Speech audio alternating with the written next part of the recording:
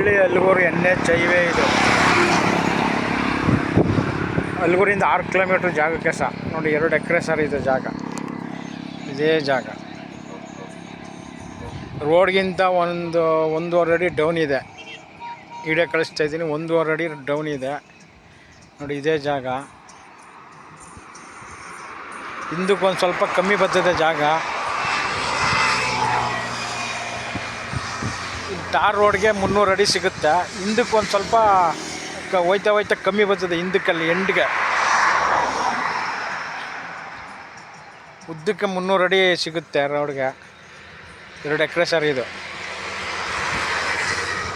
5.25 ಹೇಳಿದ್ದಾರೆ ಸರ್. ಅದು ರೈಟ್ ಕೇಳ್ಬಿಟ್ಟು ನಾನು ಫೋನ್ ಮಾಡ್ತೀನಿ ಸರ್ ನಿಮಗೆ.